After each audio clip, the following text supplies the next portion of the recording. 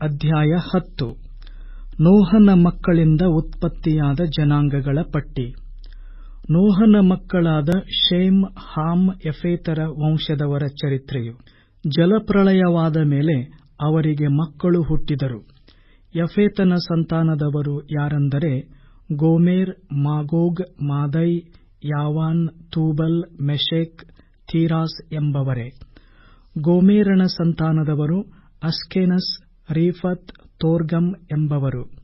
ಯಾವಾನನ ಸಂತಾನದವರು Elishah, Tarshish, Kittim, ದೋದಾ ಎಂಬ ಸ್ಥಳಗಳವರು. ಇವರು ಸಮುದ್ರದ ರೇವುಗಳಲ್ಲಿ ಹರಡಿಕೊಂಡರು.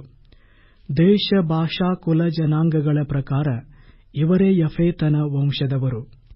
ಹಾಮನ ಸಂತಾನದವರು ಯಾರೆಂದರೆ ಕೂಷ್, ಮಿಚ್ರಯಿಮ್, ಪೂತ್, ಕಾನಾನ್ ಎಂಬವರೇ. ಕೂಷನ ಸಂತಾನದವರು ಸೆಬಾ, ಹವೀಲ್, ಸಬ್ತಾ, ರಗ್ಮ, ಸಬ್ತಕ ಎಂಬ ಜನಾಂಗಗಳು. ರಗ್ಮ ಸಂತಾನದವರು ಶೆಬಾ, ದೆದಾನ್ ಎಂಬ ಜನಾಂಗಗಳು. ಕೂಷನು ನಿಮ್ರೋದನನ್ನು ಪಡೆದನು. ಅವನು ಪರಾಕ್ರಮದಿಂದ ಮೊದಲನೆಯ ಭೂರಾಜನಾದನು. ಅವನು ಅತಿ ಸಾಹಸಿಯಾದ ಬೇಟೆಗಾರನು. ನಿಮ್ರೋದನಂತೆ ಅತಿ ಸಾಹಸಿಯಾದ ಬೇಟೆಗಾರನೆಂದು ಈಗಲೂ ಹೇಳುವುದುಂಟಲ್ಲ. ಶಿನಾರ್ ದೇಶದಲ್ಲಿರುವ ಬಾಬೆಲ್, ಎರೆಕ್, ಅಕ್ಕದ್, ಕಲ್ನೆ ಎಂಬ ಪಟ್ಟಣಗಳೇ ಅವನ ರಾಜ್ಯದ ಮೂಲ ಪಟ್ಟಣಗಳು. ಅವನು ಆ ದೇಶದಿಂದ ಹೊರಟು ಅಶ್ಶೂರ್ ದೇಶಕ್ಕೆ ಬಂದು ನಿನೆವೆ, ರೆಹಬೋತೀರ್, ಕೆಲಹ ಎಂಬ ಪಟ್ಟಣಗಳನ್ನೂ ನಿನೆವೆಗೂ ಕೆಲಹಕ್ಕೂ ನಡುವೆಯಿರುವ ರೇಸೆನ್ ಪಟ್ಟಣವನ್ನು ಕಟ್ಟಿಸಿದನು. ಇವೆಲ್ಲ ಒಟ್ಟಾಗಿ ಮಹಾಪಟ್ಟಣವೆಂದು ಪ್ರಸಿದ್ಧವಾಗಿದೆ.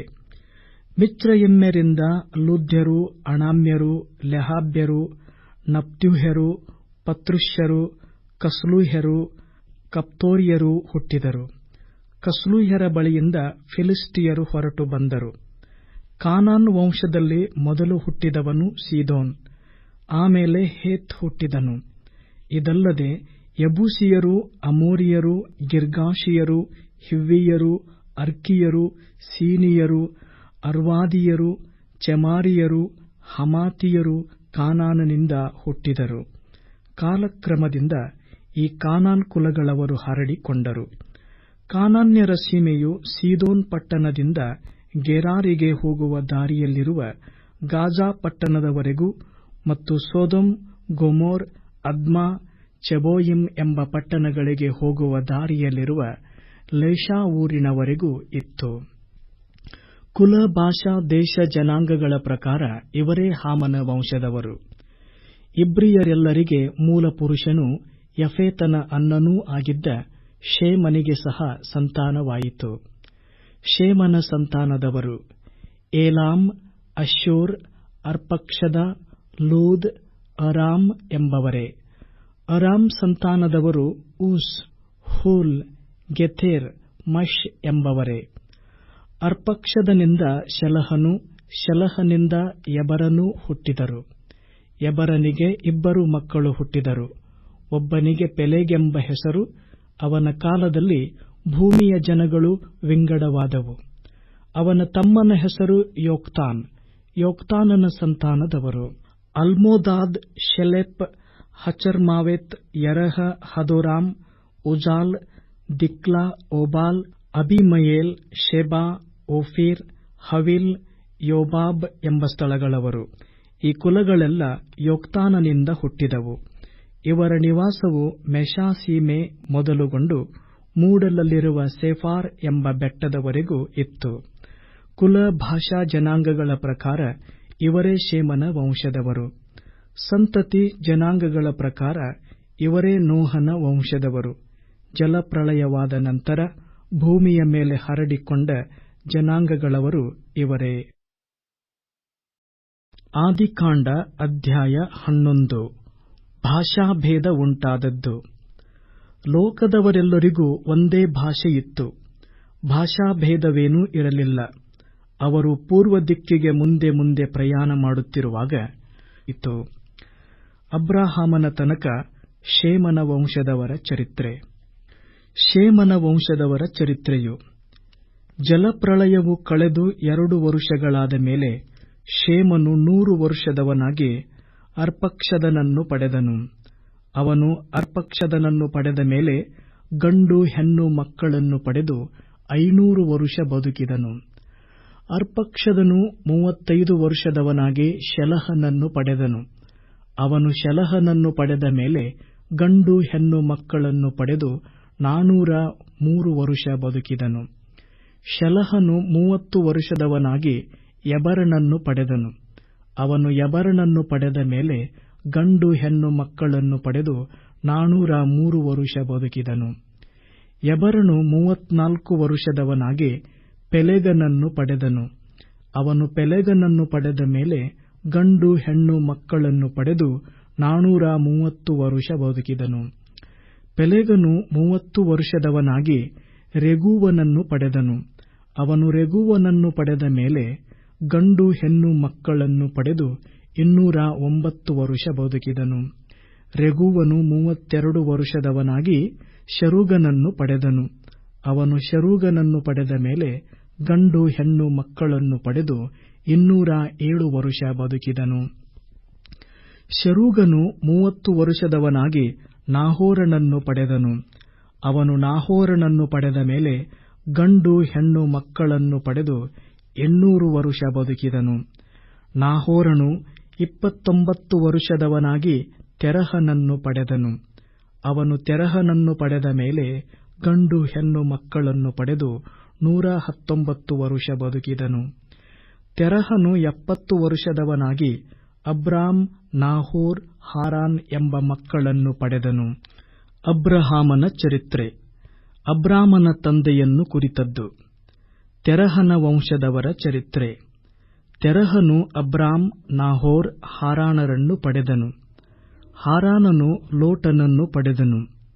ಹಾರಾನನು ತಾನು ಹುಟ್ಟಿದ ದೇಶದೊಳಗೆ ಕಲ್ದಿಯರ ಊರ್ ಎಂಬ ಪಟ್ಟಣದಲ್ಲಿ ತನ್ನ ತಂದೆಯಾದ ತೆರಹನ ಹತ್ತಿರವೇ ಸತ್ತನು.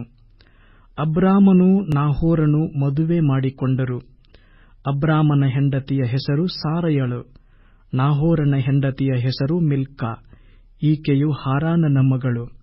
ಹಾರಾನನು ಮಿಲ್ಕಳಿಗೂ ಇಸ್ಕಳಿಗೂ ತಂದೆ. ಸಾರಯಳು ಬಂಜೆಯಾಗಿದ್ದರಿಂದ ಆಕೆಗೆ ಮಕ್ಕಳಿರಲಿಲ್ಲ.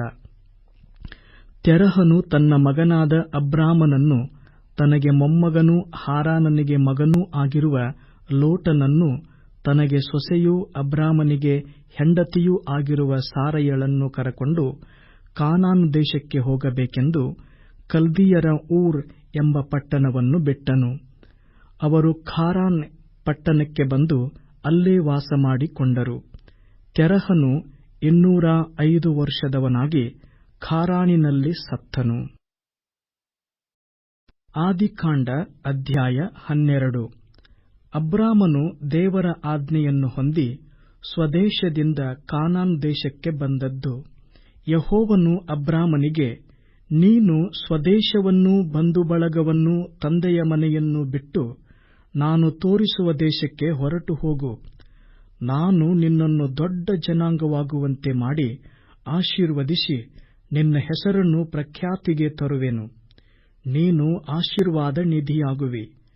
ನಿನ್ನನ್ನು ಹರಸುವವರನ್ನು ಹರಸುವೆನು, ನಿನ್ನನ್ನು ಶಪಿಸುವವರನ್ನು ಶಪಿಸುವೆನು. ನಿನ್ನ ಮೂಲಕ ಭೂಲೋಕದ ಎಲ್ಲಾ ಕುಲದವರಿಗೂ ಆಶೀರ್ವಾದ ಉಂಟಾಗುವುದು ಎಂದು ಹೇಳಿದನು. ಯೆಹೋವನು ಹೇಳಿದ ಮೇರೆಗೆ ಅಬ್ರಾಮನು ಹೊರಟು ಹೋದನು.